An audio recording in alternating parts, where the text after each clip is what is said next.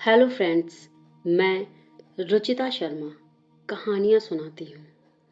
आज मैं लाई हूँ सावित्री सत्यवान की एक पौराणिक कथा, जिसे आज भी हमारे समाज में सतीत्व का प्रमाण माना जाता है।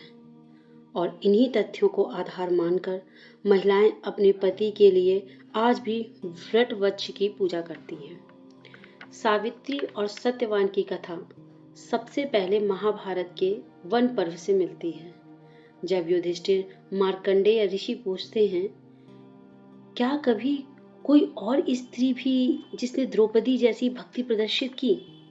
सावित्री प्रसिद्ध तत्वज्ञानी राष्ट्रीय अश्वपति की एकमात्र कन्या थी। अपने वर की खोज में जाते समय उसने निर्वासित और वनवासी राजा द्युम्नसेन के पुत्र सत्यवान को पति के रूप में स्वीकार कर लिया। जब देवर्षि नारद ने उनसे कहा कि सत्यवान की आयु केवल 1 वर्ष ही शेष है, तो सावित्री ने बड़ी दृढ़ता के साथ कहा, जो कुछ होना था वो तो हो चुका। माता पिता ने बहुत समझाया, परंतु सती अपने धर्म से नहीं डिगी। सावित्री का सत्यवान के साथ विवाह हो गया। सत्यवान बड़े धर्मात्मा, माता पिता के भक्त एवं सुशील थे। सावित्री राजमहल छोड़कर जंगल की कुटिया में आ गई। आते ही उन्होंने सारे वस्त्र आभूषणों का त्याग कर सास ससुर और पति जैसे वल्कल के वस्त्र पहनते थे वैसे ही पहन लिए और अपना सारा समय अपने अंधे सास ससुर की सेवा में बिताने लगी। सत्यवान की मृत्यु का दिन निकट आ पहुंचा।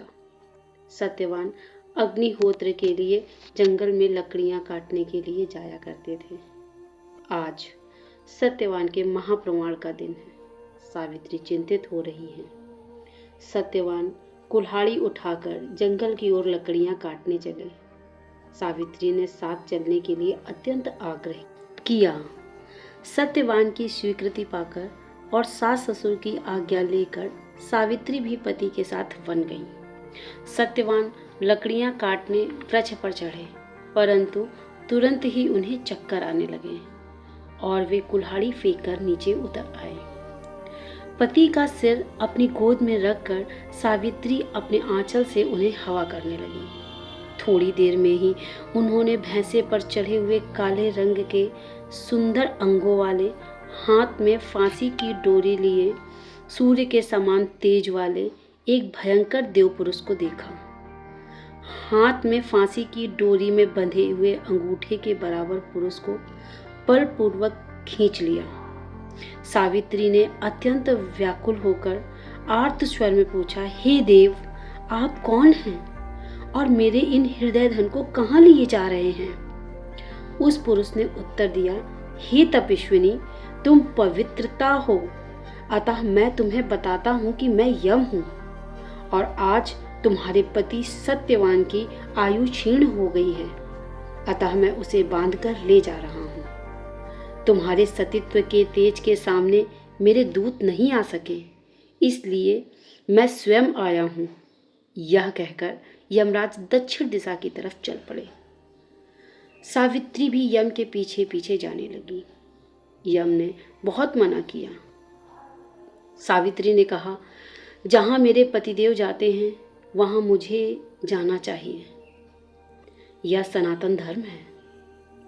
यम बार बार मना करते रहे, परंतु सावित्री बार बार पीछे चलती गई। उनकी इस दृढ़ निष्ठा और पतिव्रत धर्म से प्रसन्न होकर यम ने एक एक करके वर के रूप में सावित्री के अंधे सास ससुर को आंखें दी, खोया हुआ राज्य दिया, उसके पिता को 100 पुत्र दिए और सावित्री को लौट जाने को कहा। परंतु सावित्री के प्राण तो यमराज लिए जा रहे थे, वह लौटती कैसे? यमराज ने फिर कहा कि सत्यवान को छोड़ चाहे जो मांग लो। सावित्री ने कहा, यदि आप प्रसन्न हैं तो मुझे सत्यवान से 100 पुत्र प्रदान करें। यम ने बिना ही सोचे प्रसन्न होकर तथास्तु कह दिया। वचनबद्ध यमराज आगे बढ़े। सावित्री ने कहा, मेरे पति को आप लिए जा रहे हैं और मुझे 100 पुत्रों का वर दिए जा रहे हैं। यह कैसे संभव है? मैं पति के बिना सुख, स्वर्ग और लक्ष्मी की किसी की भी कामना नहीं करती। बिना पति मैं जीना भी नहीं चाहती। वचनबद्ध यमराज ने सत्यवान के सूक्ष्म शरीर को पास मुक्त करके सावित्री को लौटा दिया। सत्यवान को 400 वर्ष की नवीन आयु प्रदान की। आपको हमारी कहानी कैसी लगी? कमेंट करके कमेंट बॉक्स में ज़रूर बताएं। हमारी स्टोरी को लाइक करें, चैनल को सब्सक्राइब करें, बेल आइकन को प्रेस करें। धन्यवाद।